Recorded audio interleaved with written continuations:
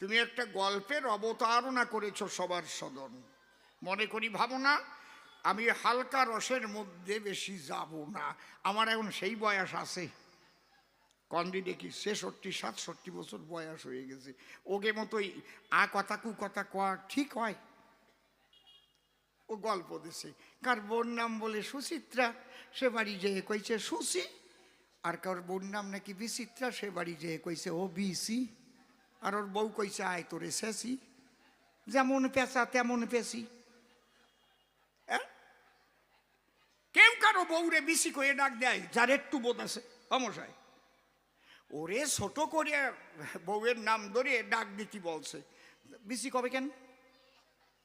নাম বিচিত্রা, বিবাদ দিলেই হয়ে যায়। চিত্রা শুনছো, কোথায় গেলে তুমি চিত্রা? তবেই তো আনন্দের উদয় হয়। উনি পরে একটু বাদ দিয়ে কয় ও বিসি।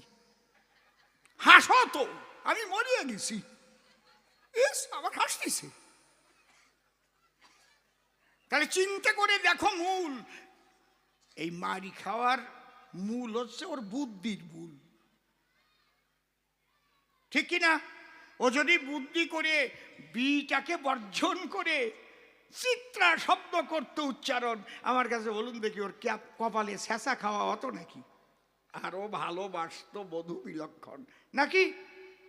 আমাদের এরকম অনেক বুদ্ধির ভুলের দ্বারায় অনেক সংসারে ভাঙন লেগে যায়, কথাবার্তা ঠিকঠাক করে বলতে হয়। কি এই গল্প শুনিয়ে ভাবিয়ে না মনে মনে খালি হাসার জন্যই গল্প না, এখান থেকে শিক্ষা নিতে হয়। একটা শব্দ একটা অক্ষর আগে পরে হলে সংসারে আগুন জ্বলে। কত হিসেব করে কথা বলা উচিত রে মশাই, কি ঠিক কিনা? কি গোসাই? নূতন বউ বাড়িতে আসছে, নূতন নূতন বিয়ে হয়েছে, কেবল মাস খানেক।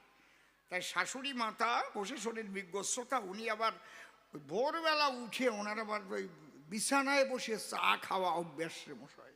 ওরে নাকি কি কয় বেট্টি না, বেট্টি।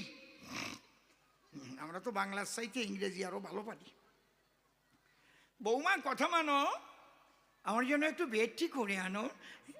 কলকাতার ব্যাপার তো, ভাষার ব্যাপারই আলাদা। কোথায় বৌমা? এটা আলাদা ব্যাপার এগুলো। হ্যাঁ, আমরা কেন গেলাম, হ্যাঁ বৌমা গেলি কোন জায়গায়, একটা চা বানাই দিয়ে এসো, মানে ওরকম। ওই যে ঠিক ঠিক না? হ্যাঁ, বৌমা শাশুড়ির কথা শোনার পরে গিয়ে তখন রান্নাঘরে, ও উচ্চশিক্ষিতা কিনা, কোনোদিন ওই হাতের কাজ তেমন করে না, তাড়াতাড়ি গিয়ে করতে গেছে। তাই চিনির কটু আর লবণের কটু এক জায়গায় রয়েছে, চিনি না দিয়ে খানিক লবণ দিয়ে নিয়ে চলে আইছে। শাশুড়ি মা যখন মুখে দিচ্ছে টুক করে বেলে দিয়ে বলছে, এই যে একটা খেসো নিয়ে গেছে, তোমার মা তোমার একটু চা বানানো শিখাই নাই। এই যে বৌমা আঘাত পেয়ে গেল। ওই আঘাত কিন্তু তোলা এত সহজ নয়। আমার মা তুলে কথা বলছেন,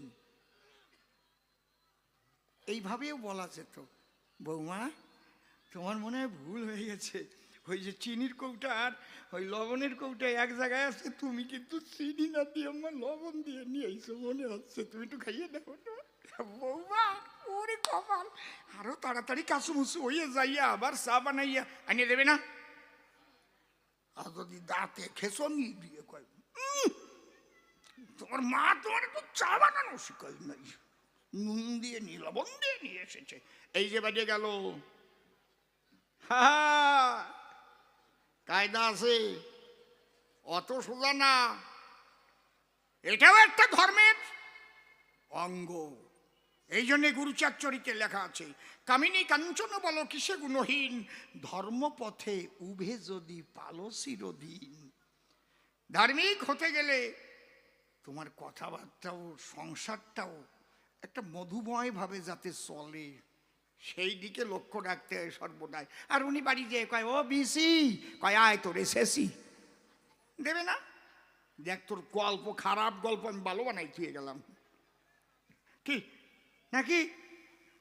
আচ্ছা, এই যে যে লকডাউন হয়েছিল, একটা মানুষও কি না খেয়ে মরে গেল ভারতবর্ষে? কন্ত লকডাউনে ওই জায়গাতে মুখে কি যেন বান্ধি আমরা ঘুরতাম, মাস্ক,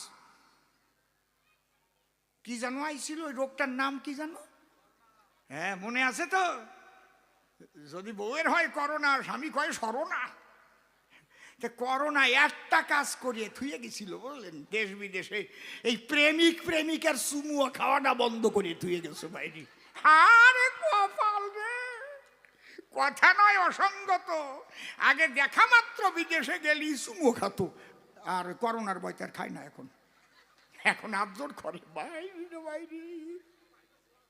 মিথ্যে কথা না, চোখ ছুঁয়ে করছি। আমি তো বিদেশে অনেক দেশে গেছি, বাস্তব সত্যি কথা না? ওই উনিও করছে বাস্তব সত্যি কথা, চুমুয়া খাওয়া বন্ধ হয়েছে। তা কি মাঝে মাঝে কি একটু রস দেবো তো নাকি? দেব? ওই বুড়োও কয় হ্যাঁ দেও দেও, ভালো রে ভাই। তাহলে আমার দ্বিতীয় আপত্তি কোন জায়গায়? শুকোইয়ে যায় নাই একেবারে, যদি ইচ্ছে করি দুই এক ফোঁটা দিতে পারি। বসে শোনেন নরনারী, একেবারে না দিলে ভাববে সকলে অসীমদার আগে রস ছিল, তা বুঝি রাজনীতিতে যেয়ে শুকোয়ে গেল। শুকোয় নাই, দেবানে একটু একটু করিয়ে।